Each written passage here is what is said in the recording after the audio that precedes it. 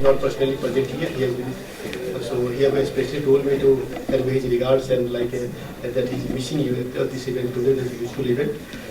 So his wishes are also with me. I welcome you on behalf of the Consulate and on behalf of our diverse community here that is very vibrant and always supportive of the cause for the Indian values.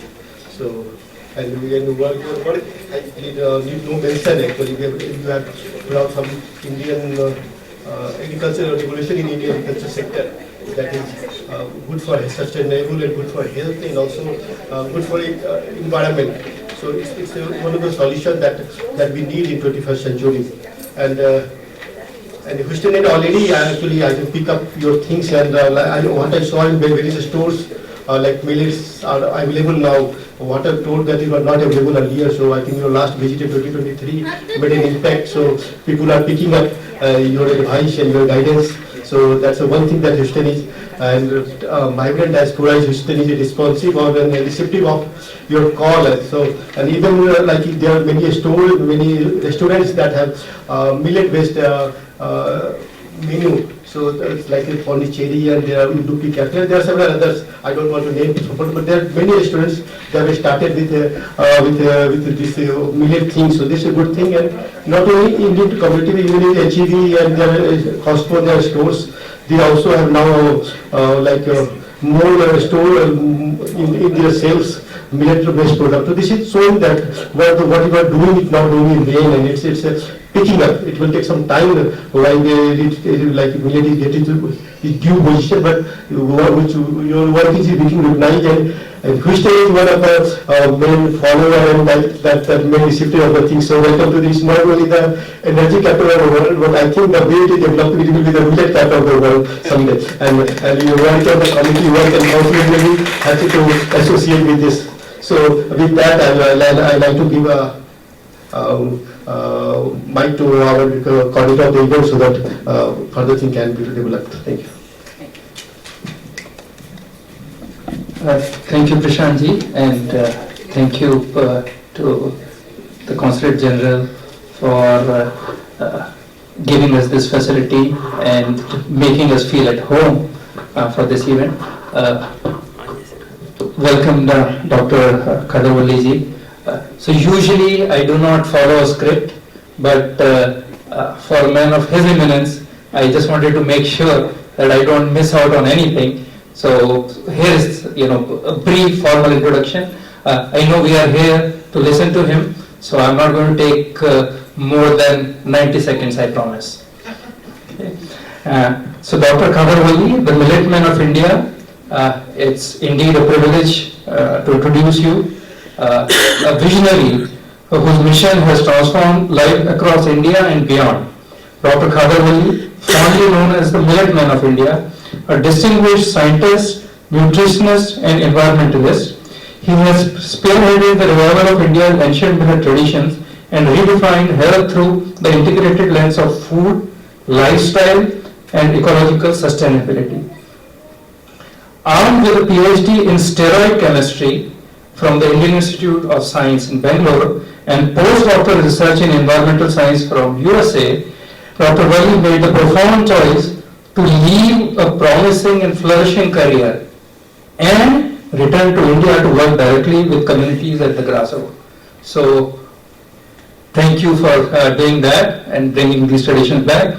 For over the last 2 decades, he has passionately promoted 5 positive millets: foxtail, Khader, Banja, Little and Brown Top as potent dietary tools to combat modern lifestyle disease including diabetes, hypertension, PCOD, thyroid disorders and even cancer. So with that, over to you, Dr. Valli. The Houston community is indeed privileged to have you here and we are eager to listen from you. Thank you.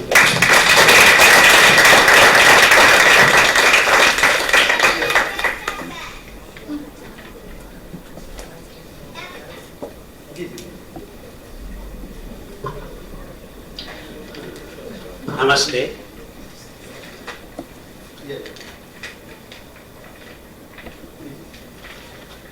Bharat. The food systems of Bharat have been very ancient And I personally believe that there is no other civilization who understood food as much as we did. In its true sense, it's not the traditions, it is the science of food that of course gave birth to Ayurveda. Ayurveda means it is the life span,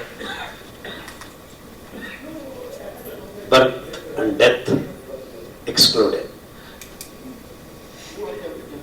So in that context, how to make your Ayu, that is your lifespan, better? How do you live better? So essentially we were addressing the issue of how to make life better. So the three aspects of that is knowledge about the surroundings, be it fauna or flora, because life is not exclusive, it is inclusive. That means your life depends on other forms of life.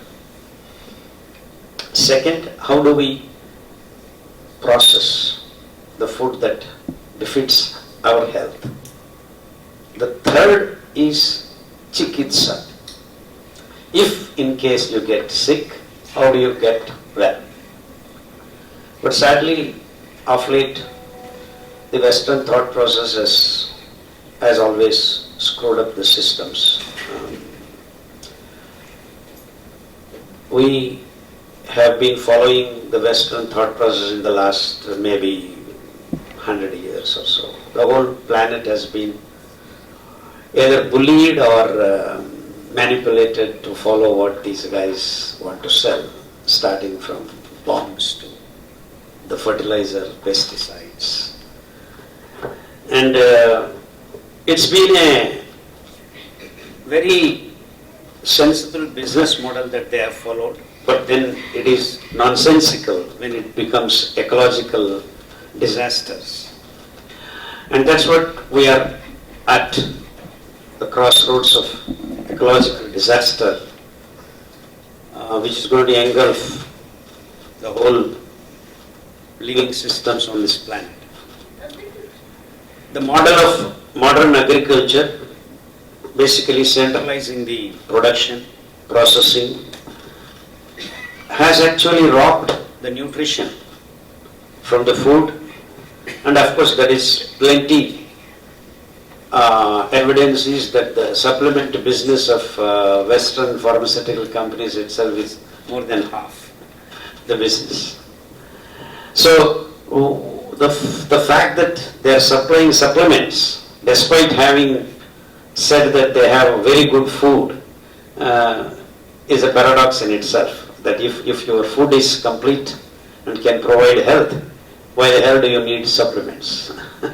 So it's that the modern agricultural techniques have robbed the nutrition part of the food, and we are only providing the bulk part and lost way to provide health. And that's where Ayurveda's concepts are fundamentally more scientific and relevant even today. So unless you understand the fauna and flora of your environmental, ecological balances, you will not be healthy. And then unless you know how to process within your own hands and eat the right food at the right time, you will not be healthy. In case you fall sick, you have the medicinal plants only around you, and that's what Charaka said. So the food and the medicine has to come within the zone of time and place for you. So by centralizing and globalizing the issues of food, we have started the disastrous path. And that's where the problems begin, theoretically. So now, in India, Kerala, people are eating paratha made of wheat. Wheat doesn't grow there. Wheat doesn't grow in many places. But all over the world, people are eating wheat because Westerners want to sell their modified They are growing in tons and tons, overdoing it. And in the name of modern agriculture, they went to nook and corners of all the planet and said what all the food systems that are available locally are basically primitive.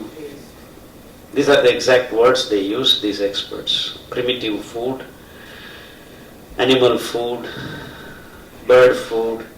Even today in Colorado they grow brown top millet, not for human consumption is what FDA labels. And there cannot be more nonsense than that. It's incredible that it goes on. And we have now reached a stage where there will be no food if you keep eating. Actually, the word eat is eliminated as a way of consuming the food. It's a consumption of.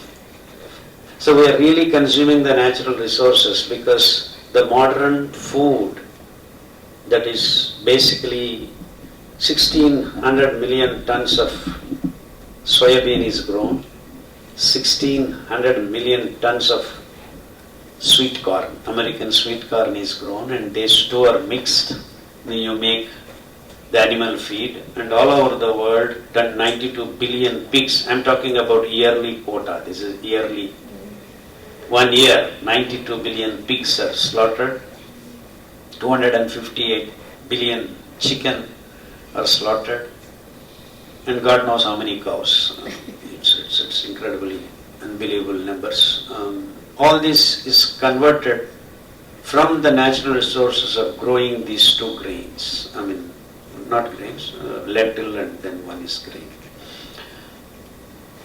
And the natural resources we are pouring in terms of the soil becoming barren, and, lots of forests are cut to grow this. And what are we achieving? Nutrition-less food, filling the tummies, generating the diseases.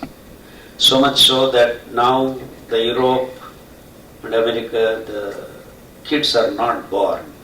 Basically, sperm is unhealthy, even if it is there, which was 150 millions, now it's come down to 20 millions or 25 millions. So even if that 25 million sperm is not healthy, you are giving birth to mentally retarded kids, physically handicapped kids, and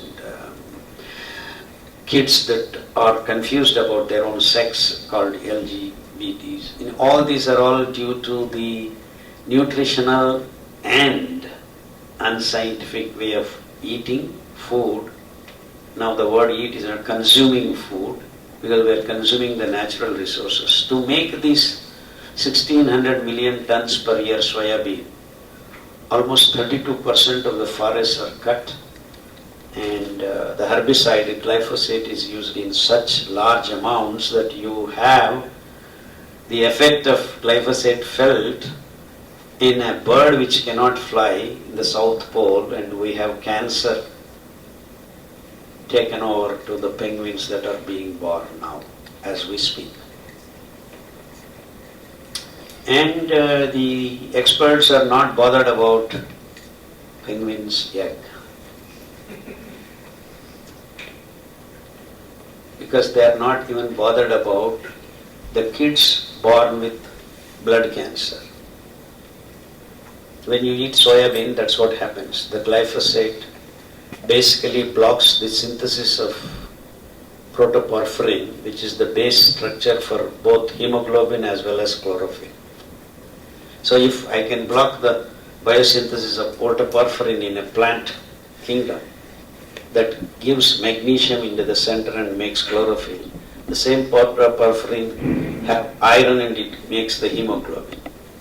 So now if I make my kid eat soybean, I am inducing the residues of this chemical that can block the synthesis of hemoglobin. So you have blood cancer patients appearing at the age of 3, 4 in our clinic.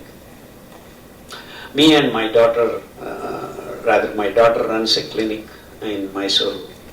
We conduct every week one class for cancer patients. And we are seeing 3-year-old, 5-year-old, 6-year-olds, kids coming as patients.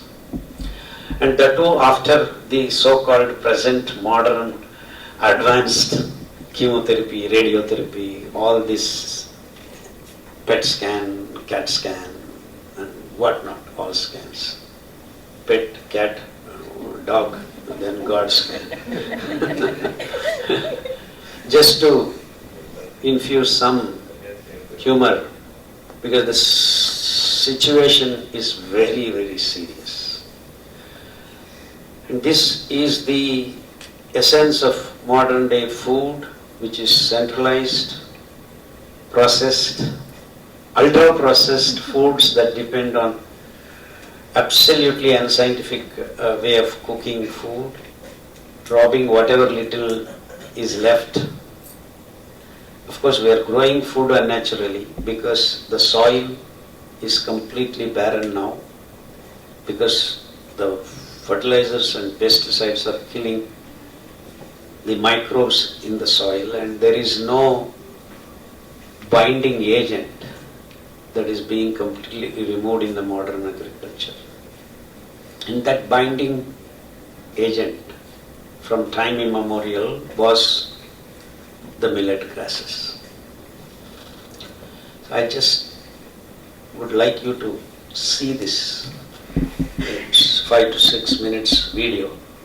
Just switch off the lights and watch this.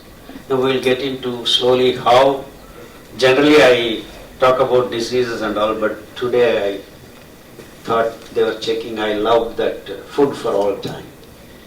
It is time we as a human race answered this question honestly. How can we put food on the table for all? In other words, ensure food security for everyone. We may use missiles to face threat from outside, but it is really food that comforts us in every situation. Having food on the table means we find the food that grows easily, is low cost because it can grow everywhere. That's easy and gentle on resources, that keeps us healthy. Food that can feed us today and many generations beyond. Ensuring food for everyone on the planet is also about food management systems used. What this means is who controls seeds and decisions like what to grow, how much to store, what is the plan for distribution, and how far the food travels.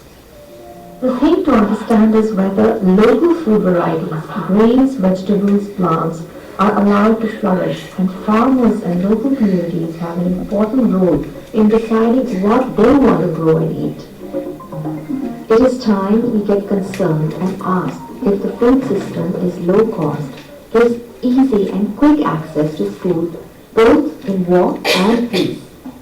Is it one that is sustainable?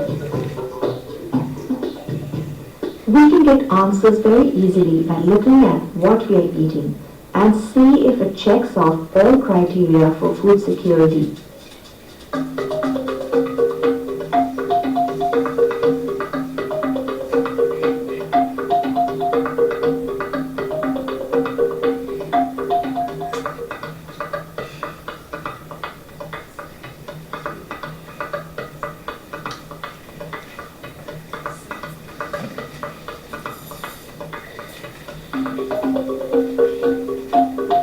The foods that we have been focusing most on in the last 100 years or so is wheat and rice. The largest portion of food that most of us eat through the day today is either wheat or rice or both. Now let's see how wheat and rice do on the food security score. Wheat and rice use billions of dollars worth of pesticides and synthetic fertilizers. The reason why soil fertility has eroded worldwide, and we notice loss of taste in fruits and vegetables today. Wheat and rice are guzzlers of natural resources as well. Did you know that 8 to 10,000 liters of water is needed to produce 1 kg of wheat or rice? This is an important reason why water resources are depleted all across the globe. In India, in Punjab, the cradle of green revolution, there will be no water in 16 years to continue growing wheat and rice.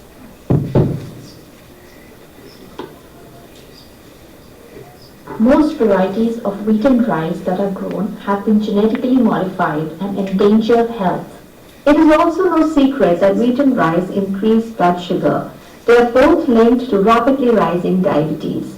Disease is a natural outcome of such voluminous consumption we see today of wheat and rice. So with huge demand of fertilizers, pesticides and water, eroding soil fertility and rising disease, how does wheat and rice go on food security?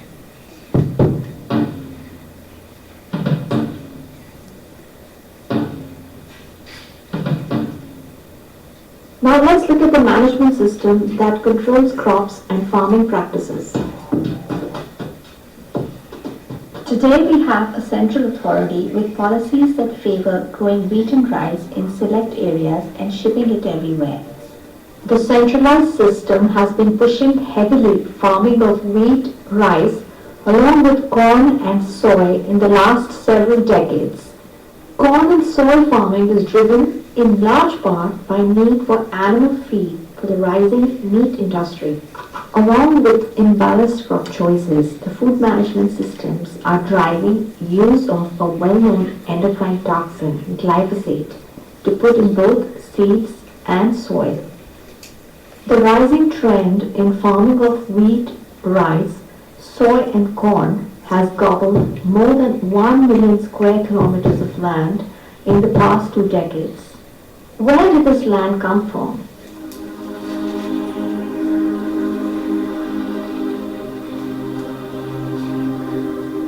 Yes, many forests have been cut and turned into cropland.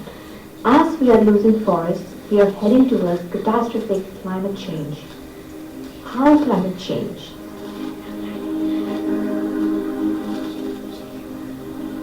Because it is forests that primarily do the job of removing carbon from the air and storing it in the wood, plant matter and under the soil.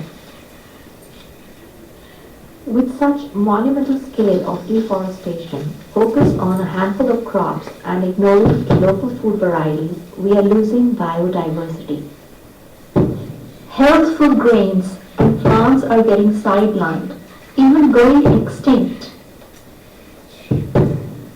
With huge needs for resources and no seed control, farmers' debts and dependencies are rising. These are huge costs that we are paying for growing these crops, but subsidies offered on them hide these costs. Storage is an impractical and expensive option. So with political instability or war, areas get shut off and become inaccessible for shipments from far-flung places. So with a centralized management system with focus on just 4 or 5 major crops that guzzle resources, promotion of pesticide and GMO technology, looming climate crisis, depleting biodiversity, rising farmer debt, no food access in case of war, what kind of food security do we have?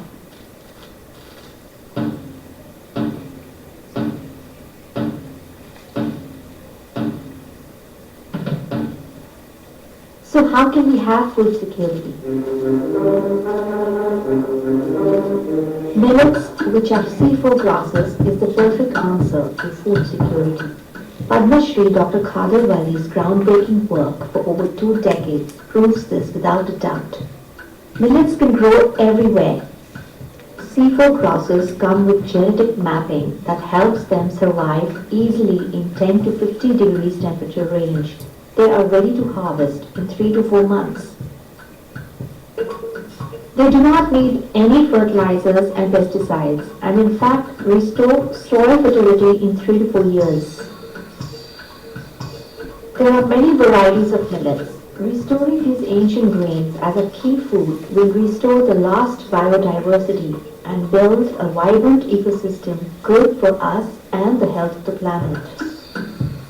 With millets, we don't have to cut down forests. In fact, we can restore the ones we have lost.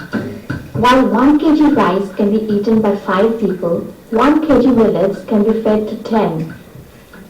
Millets are very light on water resources and need 40 times less water than rice to grow. No ecologically disturbing dams are necessary with millets. If Punjab switches entirely to millets, it can have food for another 600 years, even more.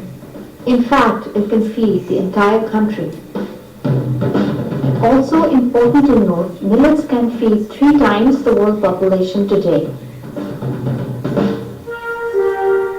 Since every region, including barren lands, can grow millets, every place can become self-reliant. No long-distance transportation or shipment is then necessary. These ancient grains, with their high fiber content, give 100% glucose balance.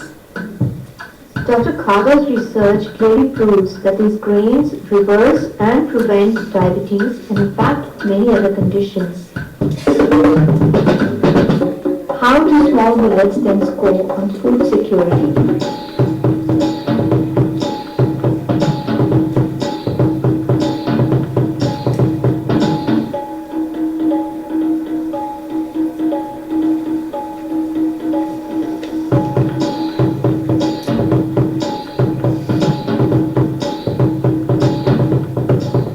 What can we do? The answer is staring us in the face.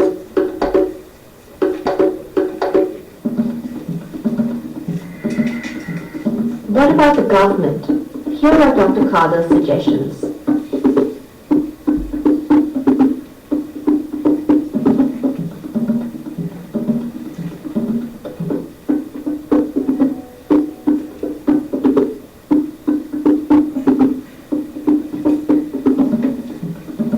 Missiles may protect us from outside, but millets is the answer to internal security and global hunger problem.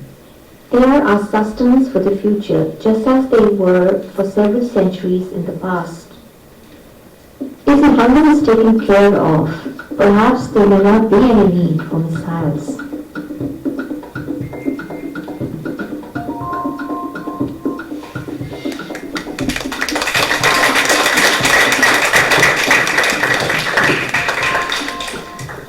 It's not as easy as clapping.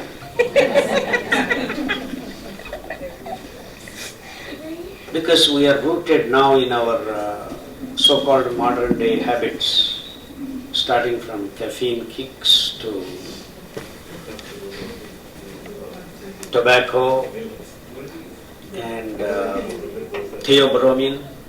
You know what's theobromine? No, tea. Chocolate. Cocoa.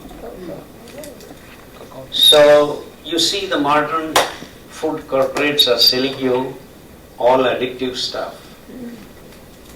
Caffeine, theobromine, morphine. Marijuana.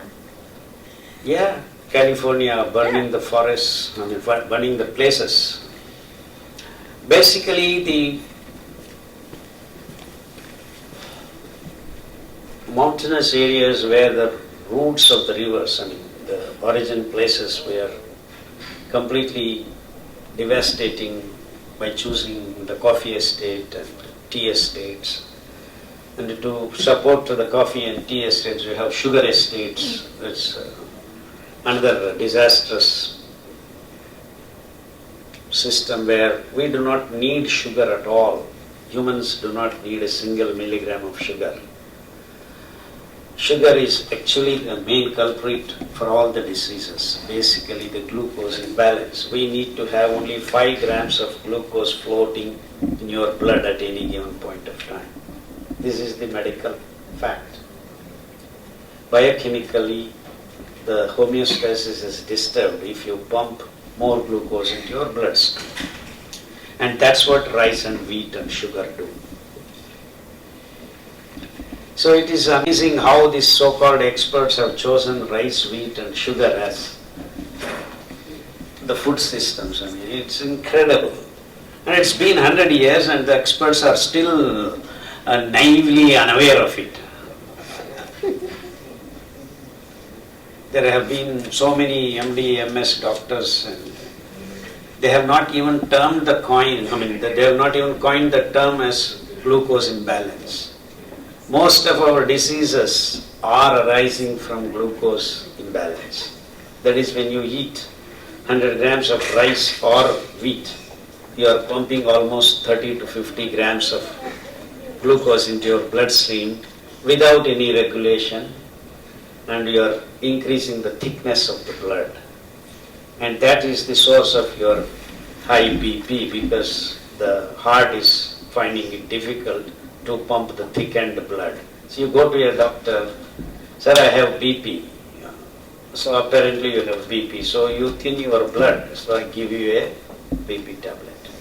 Sir, how long do I take this? What a stupid question. Take lifelong. Isn't it? So here is the disconnect.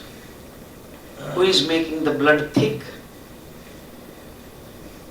And why doesn't the experts say that it is so? So if I stop eating rice, wheat and sugar, in no time my BP will disappear. In no time. So it is, we have thickened our muscles, fat is floating, so it's all stuck in your, you have heart attack. Now we have actually in India, right where we live, Mysuru, Hassan, every day young boys and girls are falling flat on the roads. I think last week it was 40, the count. Heart attacks. Because now they spun this green revolution and got this rice, wheat, and now they are spinning what is called pink revolution. You need protein, you need protein. Because they have grown so much soybean that the protein is, despite making all this meat, they still have a lot of it left. So they want to push that also. They said, eat eggs, eat soybean, eat this, soy milk, soy this, soy that. And they are feeding all animals, making milk and making cheese, making paneer. You see how this is breeding all unwanted foods, and they are sold as 1 gram per kilogram of weight, body weight you need. This is the experts talking about. How can you believe these guys? You do not have a single peptidase from mouth till it reaches the gut. Not even a single peptidase in human body.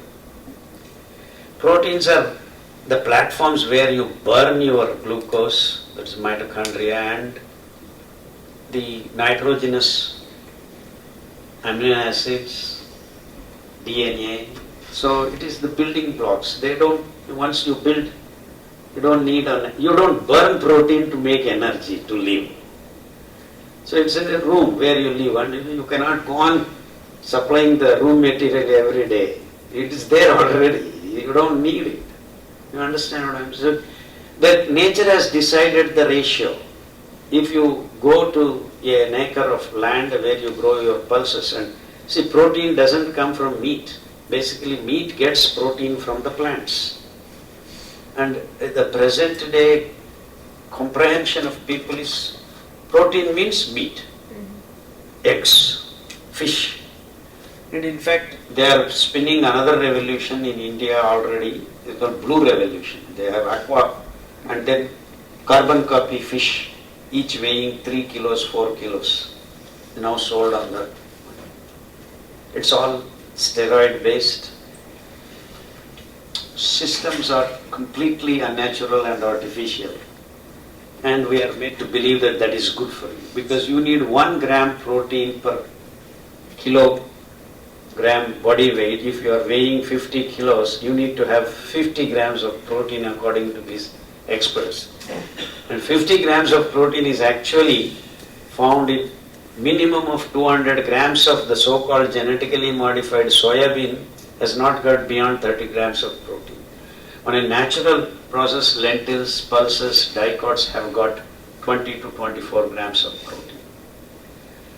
And proteins are series of amino acids arranged in a particular sequence. These are proteins which actually make our enzymes, and many biological processes are processed through these fellows. So their replenishment is not in that high demand. Whereas you burn glucose, you need to supply, That's our food, that's our energy thing. So mitochondria burns glucose, so it is the protein that has to be replaced over a period of time. So you don't need in large quantities. The whole body, if you burn or if you analyze, you have only 3 to 4% of protein is required. So you can have 3% of your food as protein. Not the other way around. You are my body weight, I have to... This is the funny thing that these guys do. So what happens now, everyone has to take, how much? So you translate it into meat, it is like almost 300 to 400 grams of meat you have to eat. And that's why it is called pink revolution. So some expert decides that you need this much protein, you need this much carbohydrate, you need this much. And then everyone is starting, all these nutritionists, you need calorie in terms of calorie. Calorie is a war technology. They put something in the dabba and then say, this is the calories you need. So everyone converted everything that you have this many calories, that many calories. So if a nutritionist is talking about calories, please leave him in the old age. He doesn't know what is nutrition. This is the problem. But all these experts in their medical schools are teaching this one. You see, all this is convoluted to spread their businesses, not real science. So to keep your blood thin, the only thing you need to do is make fiber flow in your body, which Charaka said long ago.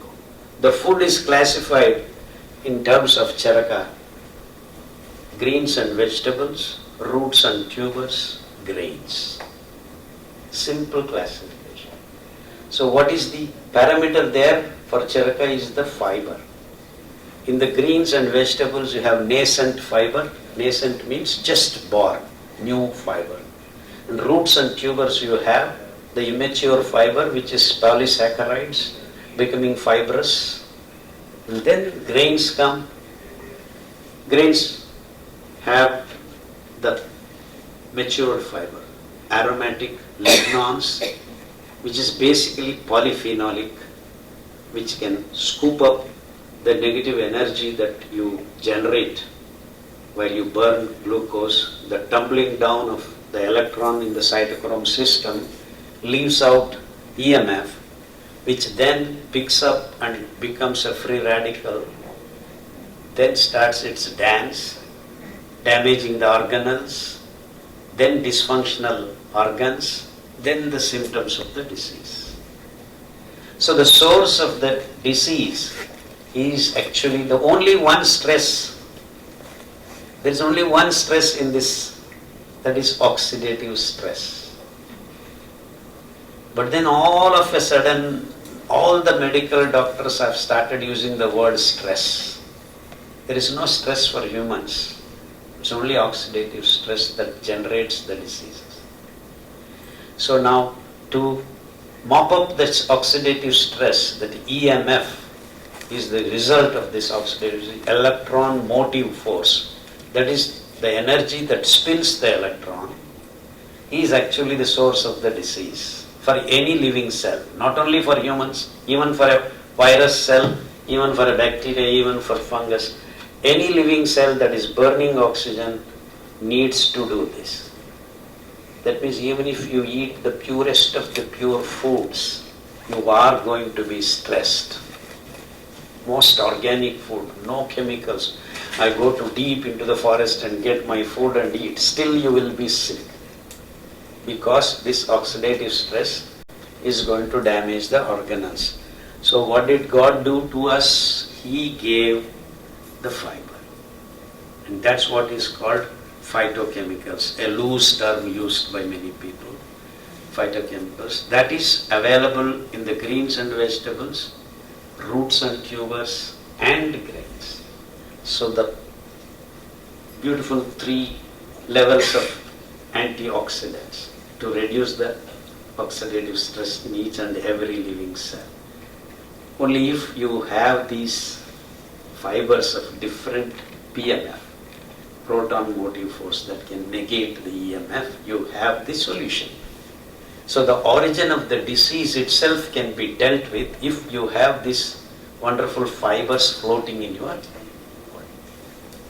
We have eliminated them step by step in the last 40-50 years, hence the diseases.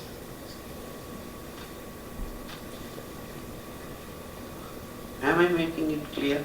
Yes. Yes. Very simple actually. But we have complicated. Eliminated the nutrients plus this wonderful chemical range that can keep us healthy. So who would keep us healthy? It is the nutrition plus cleaning. So the cleaning part is completely thrown out of the window, which should have been the part of your food. In southern language, akulu alamulu, kandamulalu, davasadhanyalu, soppu tarkari, kandamula, davasadhanya, period, simple. So what about my protein? What about my carbohydrate? What about this? All are there. They are there. So when you see the millets being C4 grasses, they do not require water. So they short-circuited while making the glucose from C4 unit, oxaloacetic acid, they start. So they don't require water. So 10 degrees is okay, 20 degrees is okay, 30 degrees is okay, 40 degrees is okay. And God's arrangement is that the grasses of these, they themselves bear the bacteria which can absorb water from the atmosphere. Just the humidity. So you don't need to even have rains, basically. So we did these experiments, and then actually now we have a place called Anantapuramu where there are not even 3 or 4 rains per year. Now actually in Andhra Pradesh, Anantapuramu is the place where everyone is growing millets, because we bought attention of the people that if you eat millets, what happens to you? Play that.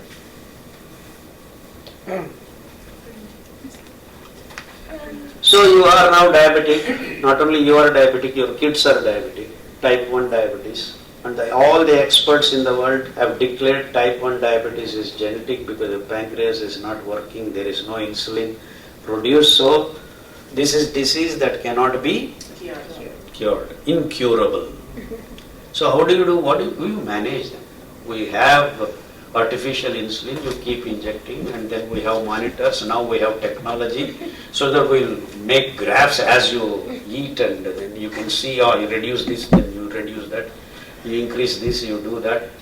Despite that, there have been coma, kids going into coma because they have injected more insulin and all that hangama going on. Where is this man? Play a video for small. Yes, continue. Yes. Yeah, please.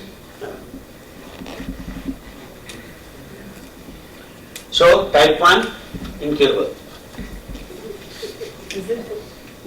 Diabetes, incurable. BP, incurable. So take tablets lifelong. Because your blood has become thick, the endocrine systems where the release of these juices of thyroid gland, thymus gland, pituitary, that is hindered, you have hormonal balance, completely going haywire. So your glucose balance is gone, which creates hormonal imbalance. So yeah, let's play this. Welcome to Dr. Khader Lifestyle. Yeah, I didn't want Dr. Khader Lifestyle. We have actually named as Siri Jeevan. Siri. That is old. Yeah, go ahead. Explain. Hi, I'm Shruti. I'm from Bangalore. Last year, my son was diagnosed with type 1 diabetes in the month of September. He was barely 13 at the time. We had to be rushed to the hospital. He was in the hospital for about 7 days, where his medication or treatment included him taking insulin injections. And even when we got back, we were told that, this is how his life is going to be, where he has to manage his blood sugar levels only with insulin injections, and that he had to take it for about 4 to 5 times a day. And not just that, in the middle of the night, we had to check his blood sugar levels every day so that he doesn't enter a hyperglycemic state. And that is very painful to see, right? Thankfully, on the 9th day after his discharge, our very close relative, because of his experience with Dr. Khader, recommended us to go consult him. So I took my son along to Mysore, and we saw Dr. Khader. Dr. Khader immediately put us at ease. He said, my son does not have to be dependent on insulin injections for the rest of his life, but there was another way that included switching to a millet diet, stopping anything that was processed, stopping milk and milk-related products, switching to an organic diet, and following a good physical regime, that is a good exercise routine. And immediately we started that. Also, Dr. Khader, in his disease protocol, he recommends, for diabetes, he recommends taking concoctions of certain leaves in the morning and having bull-driven oils. There are 5 types that he recommends for diabetes. So we started doing that for my son. And in a week's time, we could see how his insulin dosage had to be reduced, right? For every meal, in fact, we had started giving him lesser and lesser because his blood sugar levels were getting controlled with lesser dosage of insulin. And believe it or not, at the end of 1 month, we could, stop his medication completely. He was just managing it with whatever Dr. Khader recommends, with the millet diet, with drinking the concoction of certain leaves, with the bull-driven oils, and following a healthy regime. So we are extremely indebted to Dr. Khader for his timely help. We are grateful to him because he's been our savior. And I recommend that everybody follow Dr. Khader's protocol. Even if you are healthy, please switch to a millet diet. Stop eating gluten and rice, because it does more harm than good to our bodies. All of us at home eat whatever my son has to eat to manage his health, and that is great support when you do that. And we can see the difference even in our health. So thank you again, Dr. Khader. You've been our savior, as I've mentioned time and again. And I recommend that everybody follow a millet diet to stay healthy, to stay stronger, and to be happier. नमस्ते, मेरा नाम श्रुति है, मैं बैंगलोर में रहती हूँ। सितंबर 2021 में मेरे 13 साल का No, this is Hindi people wanted, so we don't know much Hindi, but we still babble something. It does make sense for some people. Yeah, it's great. Okay, the idea is simple, that we can cure diabetes, not just diabetes, type 1 diabetes. Type 1 diabetes. We have hundreds of kids now getting well, getting rid of their insulin injections on a daily basis. And this boy, this particular case has been almost 6 years, and he had no problem whatsoever till today. Once in a year or so they see us and say hello, how we are doing good. We just recently, we actually conduct 3-day sessions, and in Bangalore, where she lives, she had come and actually talked to people also. We have 100. And this is immediately. This is that when he got the type 1 diabetes at the age of 13, they started. In fact, we have had another case where the boy had the type 1 diabetes for 13, 14 years now. At the age of, he was studying engineering, and then he had this injected insulin for 15 years.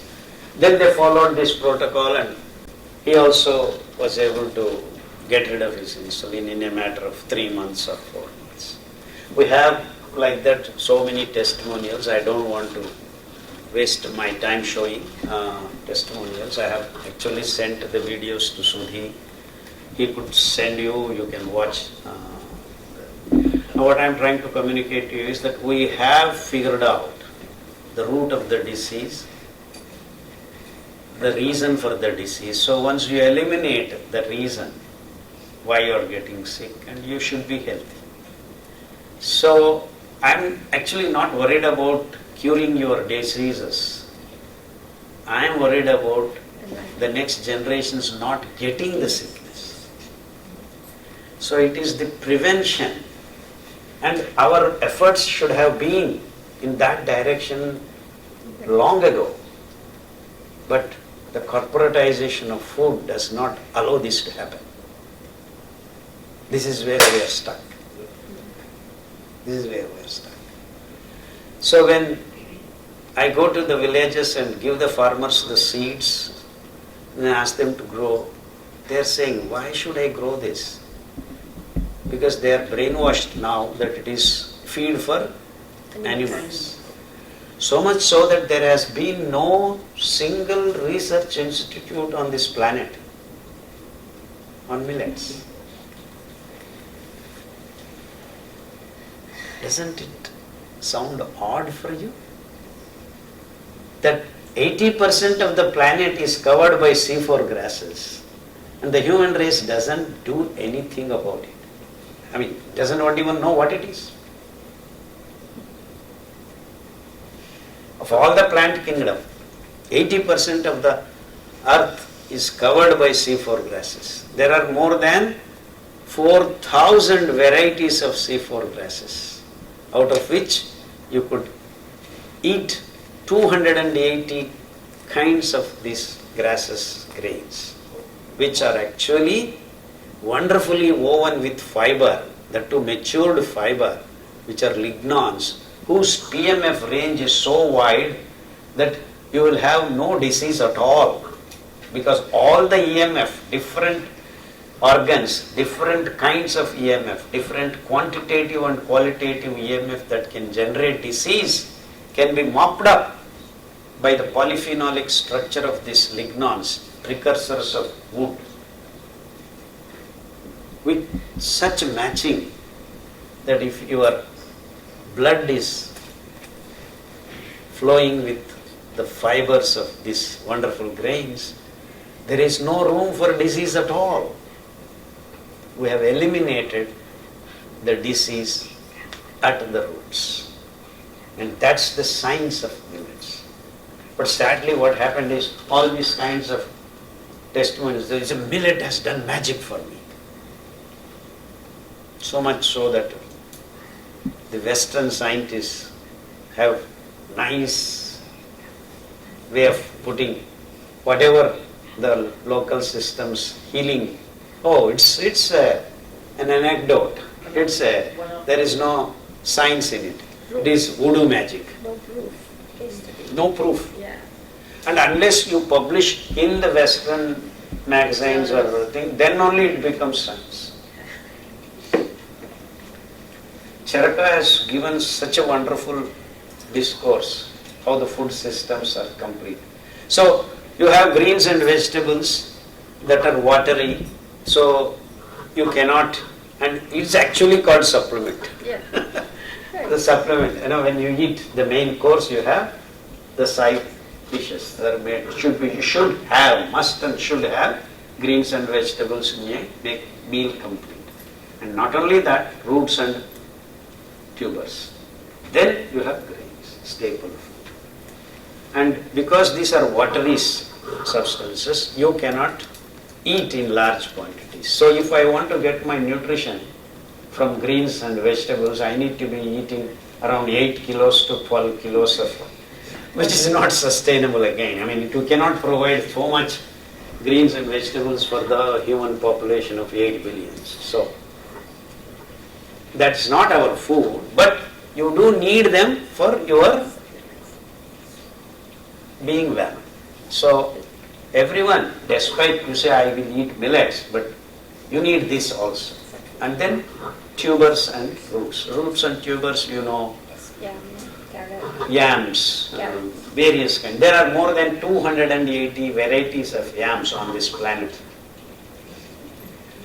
Our Western Ghats alone have 120, where I live, Western parts of India. And if you actually just go to Himachal Pradesh and that area, there are more than 300 varieties of roots and tubers that the tribals were eating. So all those systems are eliminated because the Western food corporates have patented the seeds that the whole human race is, including soybean, wheat, rice, corn. And so that means that the food itself is now in the hands of the corporates. And in India, we are actually paying more than 2.59 lakh crores of subsidy for these companies. So people in India ask me the same question everywhere I go. Oh, rice is so cheap, your millets are very costly. But millets are the cheapest as far as the ecological burden is concerned, because you can grow them on barren land. But it's because no one is growing, it is costly for you. On the contrary, the cost of growing kilo rice is actually 3,900 rupees, out of which 3,850 rupees government is paid already. And you people are all thinking it is coming to you for 50 rupees. And where did the money for the government come from? You have paid already.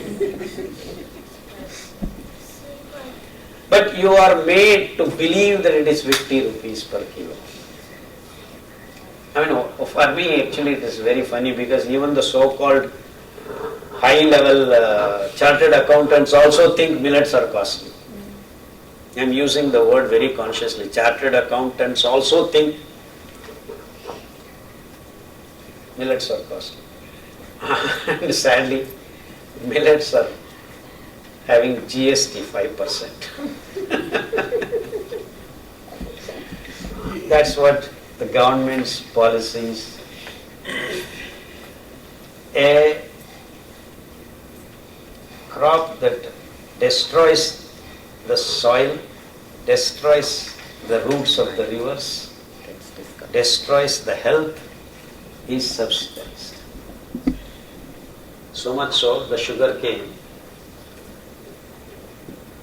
why is it produced? 30% of agricultural land is now occupied by sugar cane or beetroot. What? Molasses. They make liquor.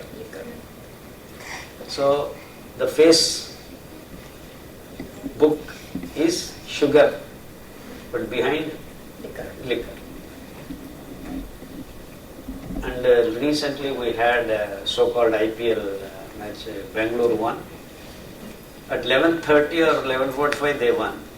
By 6 a.m. in the morning, our Karnataka government managed to make 48 crores of profit selling liquor. She is laughing. It's a serious matter.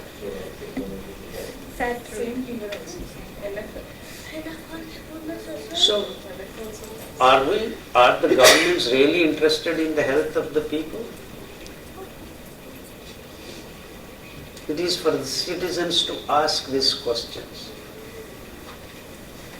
We have not been asking these questions. And in between I missed one more revolution called White Revolution. The dairy. Everything is artificial, including IVF.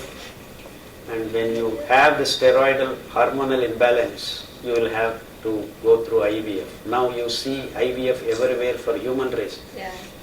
What does that indicate? That means you cannot produce kids. And that's what is happening. I went to England last month. I have not seen English fellows. There are only 10 or 15% left. And it is the same case with all the European countries. Europeans are going to evaporate in the next 20-30 years. There will be no Europeans. And the same thing is going to happen to Americans, because there is no sperm left. And we are following the same path.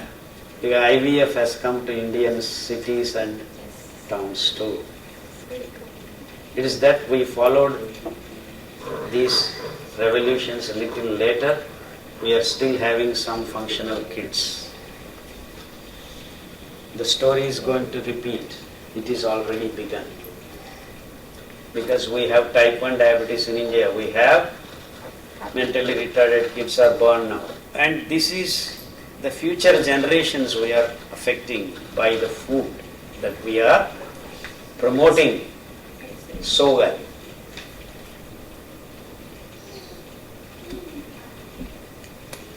Am I making sense? Yes. So it is the food that has to protect the future generations, which the humans have blinked their eyes for the last 100 years. Sadly, the whole human race ate, not just India. Luckily, India has got the seeds, and that's how I had to run back in 1991 once, and I was unsuccessful. And again, 97, I went back. Then I have, and from core of my heart, I have to thank my wife. She's here. She didn't have a single question why we are doing what. So the people call me Millet Man of India, but all the credit.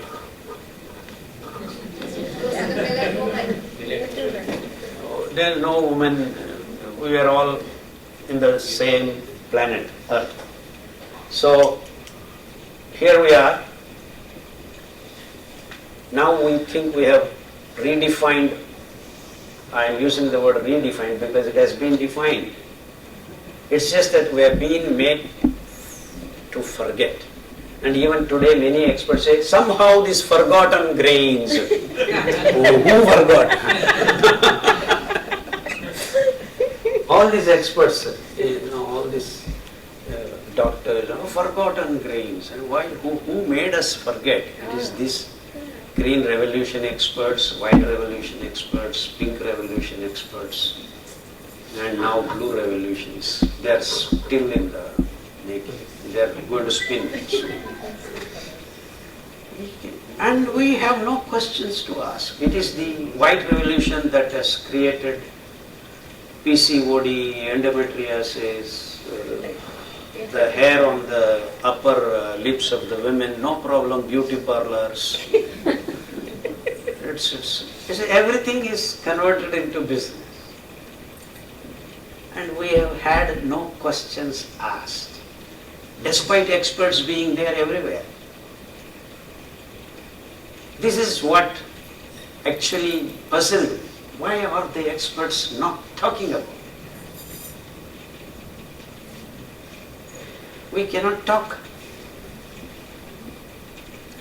So the glucose imbalance is the source of your diseases. Can we restore it? We have shown amply in thousands of cases.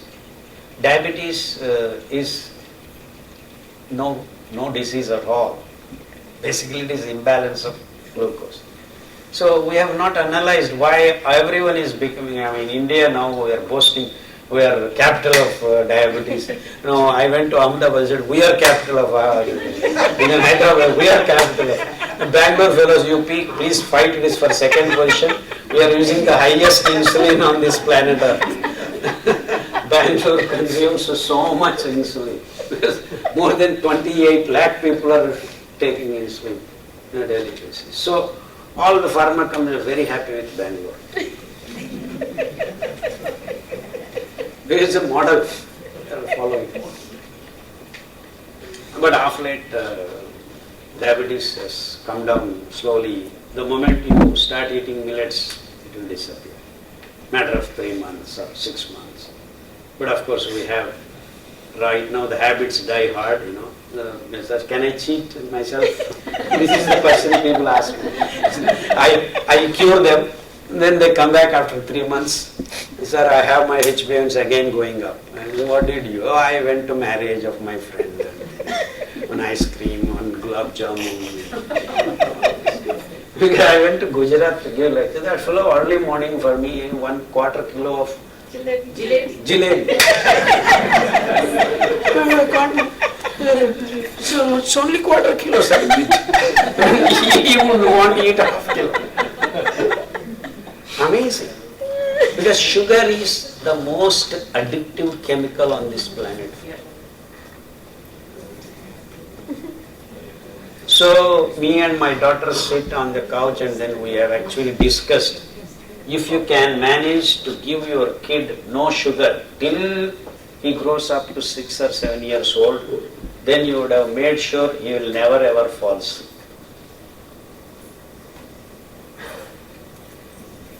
Don't you need sugar? That is what we burn. We need it very badly. That's how you live. You burn the glucose and then get your energy. ATP is made. But then it has to be regulated. And that regulation, these wonderful grains do the most efficient way. So, this is the answer. What is your food? The food that gives you nutrition, the food that keeps your body clean all the time. 24/7. The thinner the blood, the better you are. So we have major millets, minor millets. Major millets, millet means 1/1000 in French language. Millimeter, milligram, millimeter. So if the grain size was around millimeter, they said millets. Booklet, chicklet, piglet.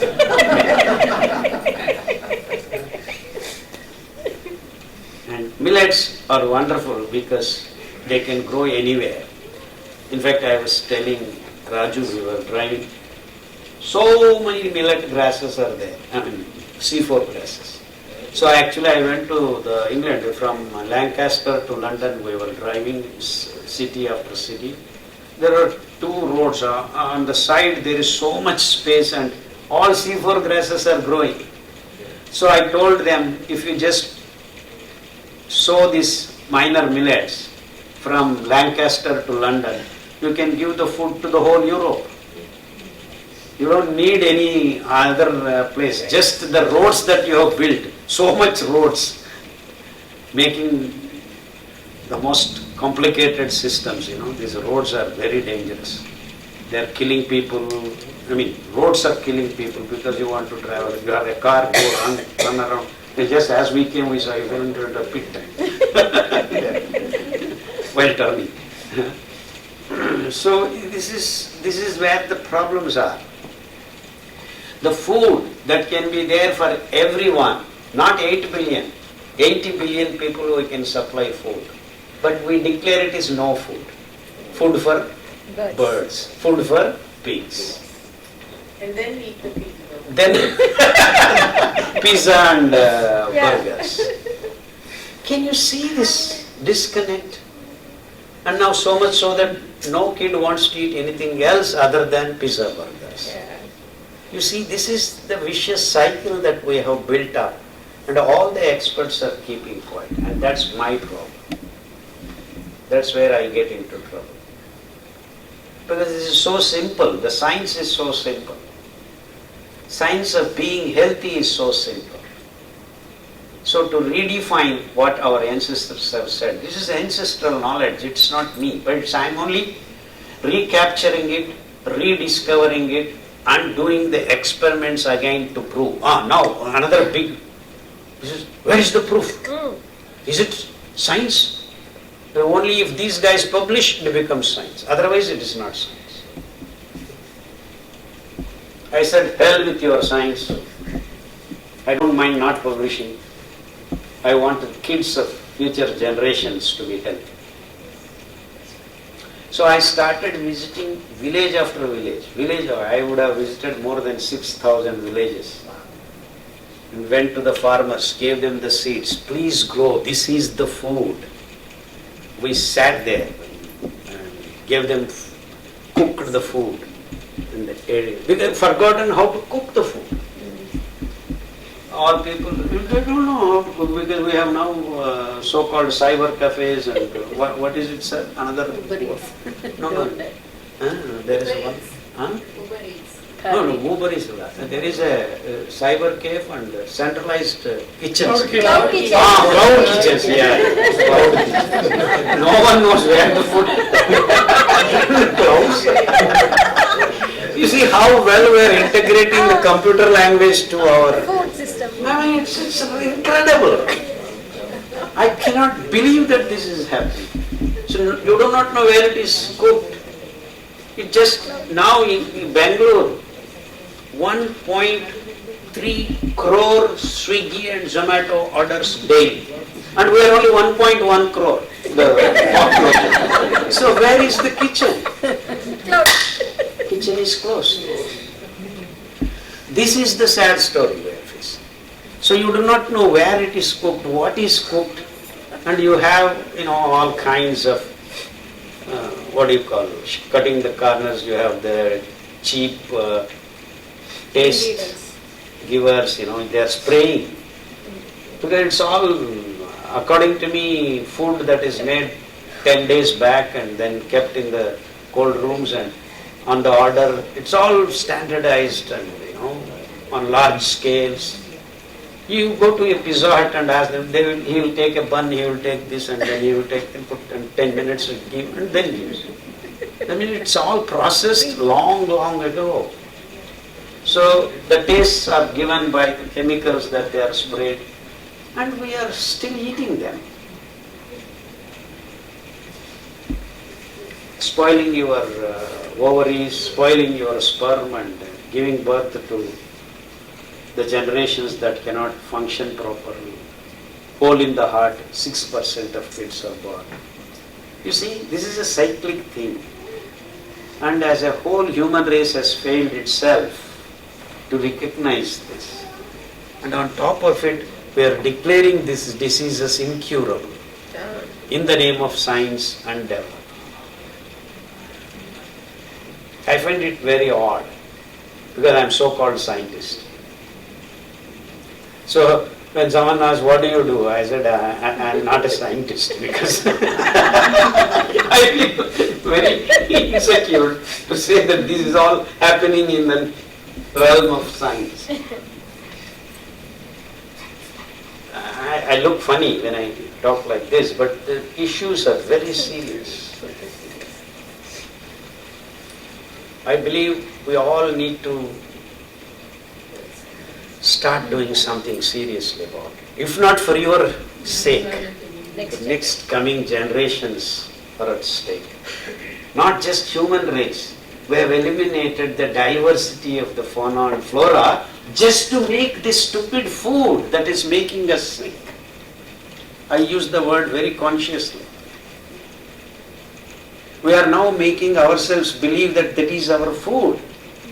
I can't believe Kerala fellows saying paratha is their food. They can't even today grow a single grain of wheat. Can you believe that it has happened? And Keralites are so-called highly literate fellows. I mean, 100% are literate. What happened to their wisdom is my question. They are literate, all right, but they are telling wheat is their, paratha is very good food. Everywhere paratha. On the road, inside, star hotels, anywhere and everywhere. That maida they are eating. Not only that, Ayurveda wellness centers are giving this. That is the problem for them.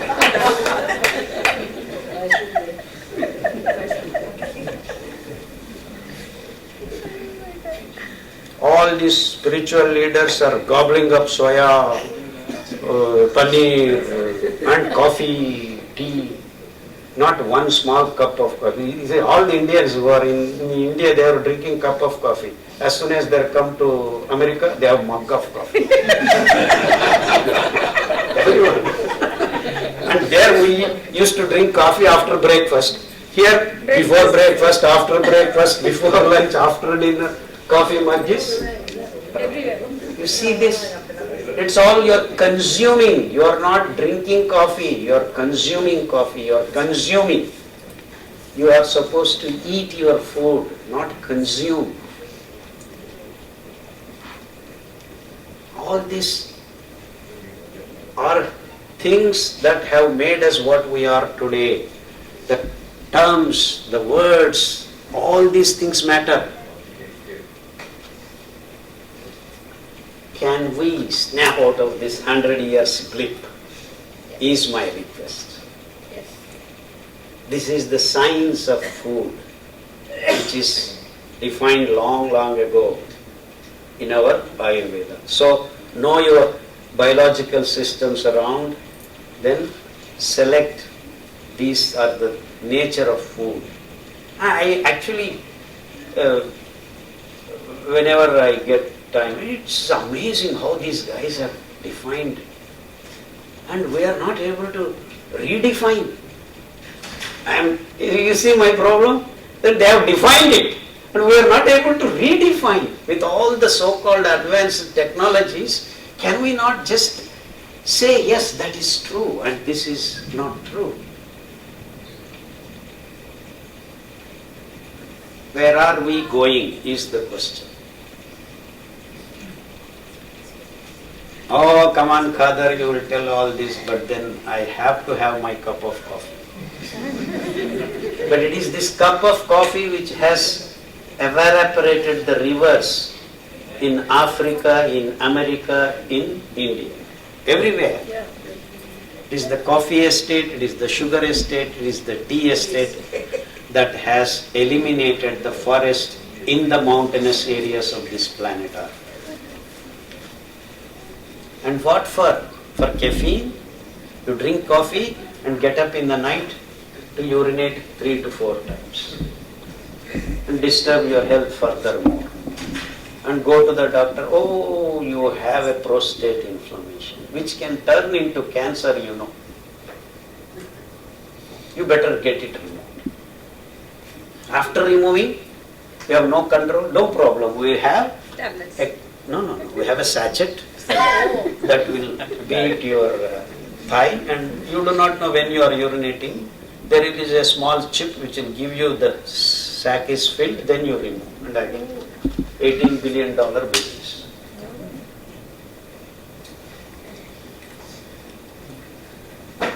Please come.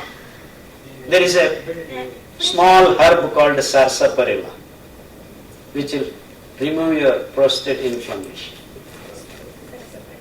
So just take the decoction of that root. You will fix your problem in a matter of 3 to 4 months. So we have that 80-year-old man every day not able to sleep, accumulating the diseased conditions, not able to walk properly. They come to us, we make them eat millets and then give these decoctions. Lo and behold, in a matter of 3 to 6 months, they are sleeping well, not getting up in the night. They are able to walk better, do things. At the age of 80, I mean, the system is screwed up for so many years, but still, if you have the right food, it is fixing itself. Am I making sense? Yes. That's how the role of leaves, the roots, vegetables come in. These have quick fixes. So when you take a decoction of, we were just coming, he was showing me one of the, you just throw the leaf in the soil, it will grow. It's called Bryophyllum pinnatum, which can fix your kidney. Stone can dissolve and come out. So you have kidney stone, you go to the doctor, they will shoot with laser. After 3 years, you have more kidney stones. You don't need to shoot with laser or anything. Just drink Bryophyllum pinnatum, 3 weeks decoction. Take half leaf, not full leaf. Boil it for 2 to 3 minutes. Just decant the water, sip by sip. Instead of you sipping your coffee or tea, please sip this. After breakfast you take coffee, please sip. Before breakfast you take, because the absorption of the medicinal value of the decoction is much more efficient if your tummy is empty. Because the decoction goes and stuck in the digestive process. That should not happen because acid wash comes in. So to eliminate that problem, if you just drink before half an hour, if you want to drink after breakfast also, drink once more, no problem. But make sure you drink one when you are empty stomach. You will see the wonderful results. We have shown umpteen number of times. So prostate inflammation and urinary tract infections in women, all these systems, disturbed systems because of microbial imbalance, hormonal imbalance and glucose imbalance. These three imbalances, if you can set right in your food, you are good to go. No disease will affect you. So the gut microbes, just after the stomach, the small intestine, the area where things are absorbed into your bloodstream or celiac region, it is actually loaded with wonderful microbes that live symbiotically, make all the biochemicals that you cannot make and supply wherever, whenever, however much, in all dimensions they can work along with your living cells of the epithelium inside gut. It's called gut microbes. So even that these so-called experts are able to wrap up in a plastic and then say one or two and give you a prebiotic, probiotic. So anything has to be a product. But it is so simple if you eat the fibrous millet porridge which is fermented and drink before food, you will make, now it is only 1.1 kilos, it should have been 2.5 kilos. In terms of numbers, it should have been 30 trillion, now you don't even have a billion. Where is trillion, where is billion? So all this imbalance, microbial imbalance can be like that corrected in a matter of 6 weeks to 6 months, depending upon how sincere you are in your attempts. Once that is done, you will have no infectious diseases in your system. Corona 19, no problem. Corona 99 also, no problem. You can bring them together and nothing will happen to me or you if you follow this. So if your gut microbes are 2.2 kilos, how do I build it up? Fibrous materials are prebiotic. That's why greens, roots, tubers and millets are the prebiotic food which will be probiotic. Content will be increased. Very simple. Isn't it simple? Yes. It is so simple Yes. that you just have to take 5 grams of millet, soak in half liter of water for 8 hours, cook for 10 minutes, tie it in a mud pot with a muslin cloth, leave it for another 8 hours. You develop this wonderful microbe. It's called Ambali in south, Khamir in north, Basi in near the Gujarat. They used to do this practice in a bottle.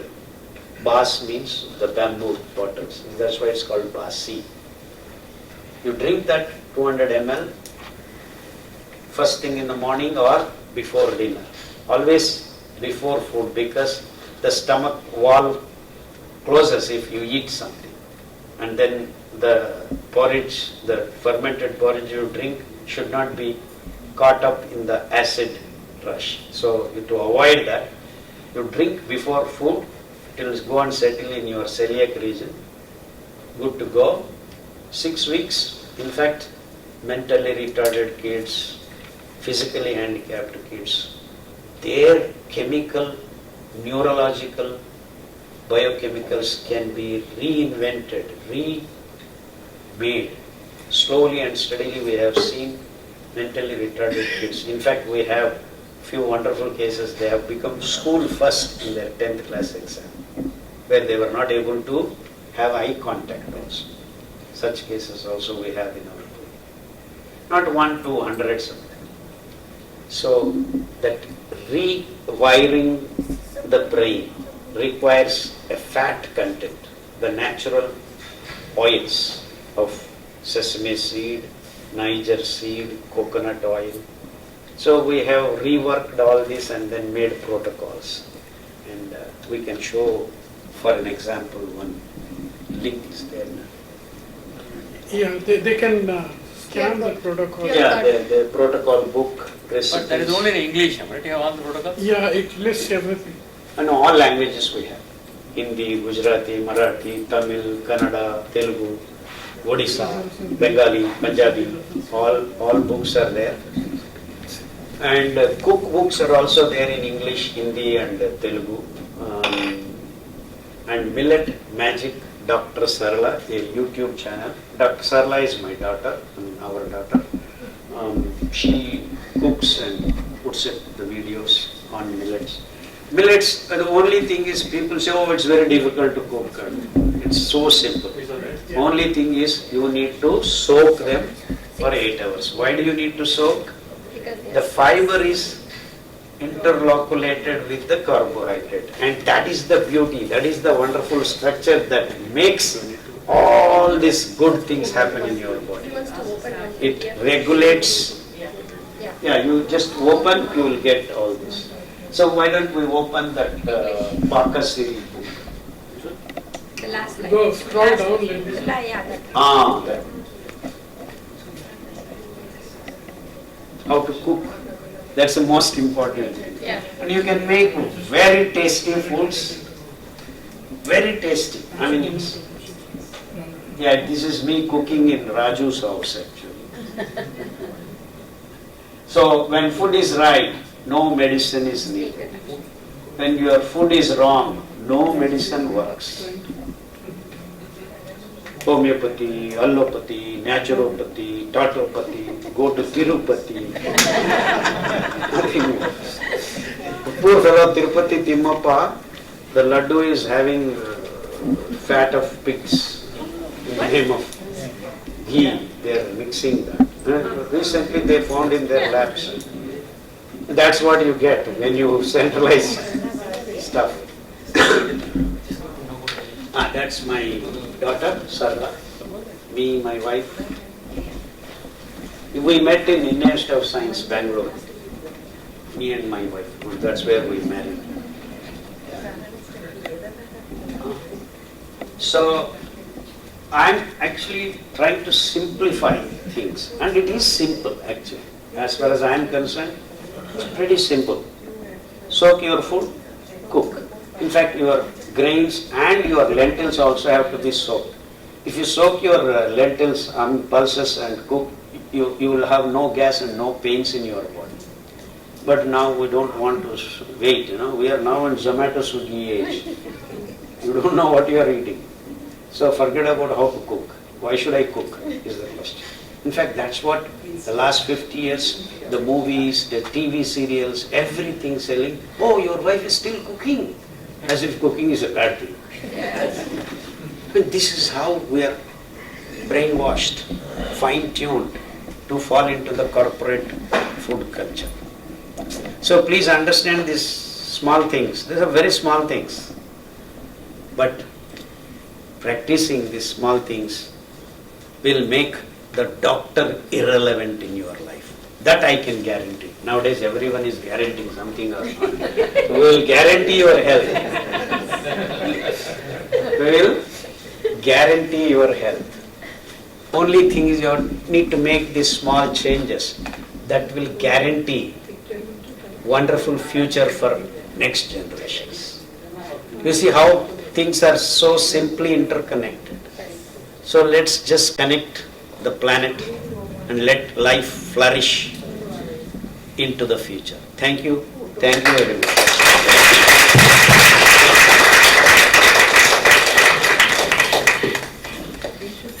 Thank you so much.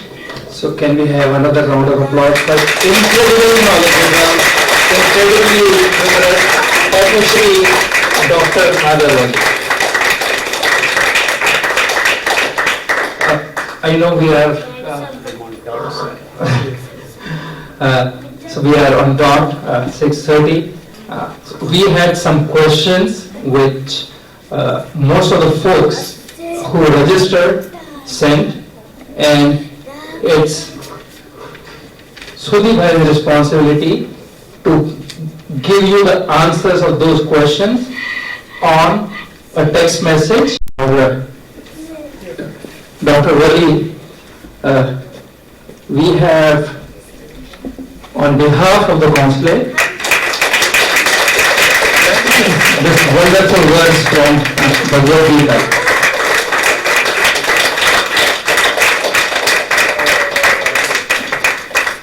And since I am not proficient in Sanskrit, I asked Sudhi Bhai to chant this or recite this shloka. No, I can just tell you the meaning. It just means that the Agni that resides in your stomach is the Vishnu that resides in as the Agni in stomach helps in digestion. So that's the shloka, which is kind of apt with what doctor has been doing for several decades now. So that's just redefining this. Redefining it.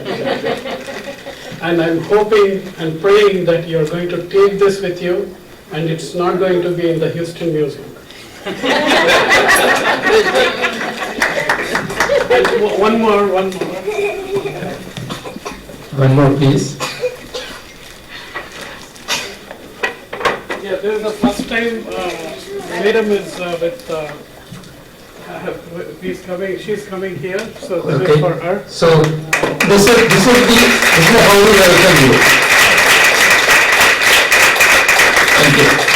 Good work. And I've tried to make it weightless so that they can carry after checking with doctor that it's not heavy. So. No, you can courier it to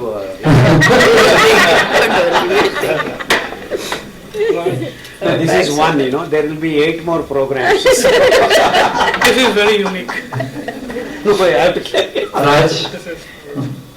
So on behalf of the Indian community, Raj, can you please?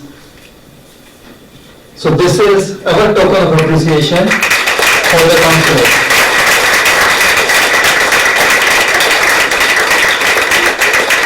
You want to explain that?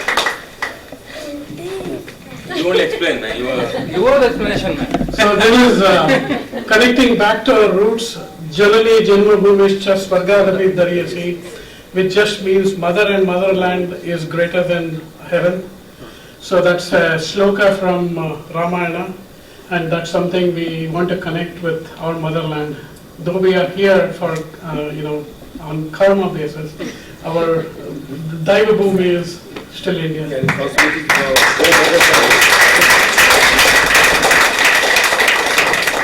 Yeah, and Houston is Punya Bhumi. Yeah, actually. This is for Achalesh, for everything that he does for the community.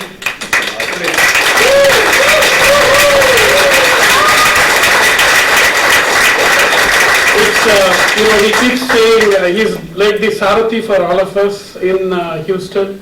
Anything that we need to get it done, the first person I contact is Achalesh. Anything related to India, anything related to us Hindus, it is him here in Houston, and he does a thankless job. The least I could do is it is again a shloka, Karmani Vadikaraste from Bhagavad Gita. That's something he does all the time without expecting anything from us. Walking God. Walking God. We can have a group photograph. Sure. Everybody look here, please. There are few kids, they can also join there. We are doing You want they can also come. Come. Come and sit down here in the front. I think it's fine.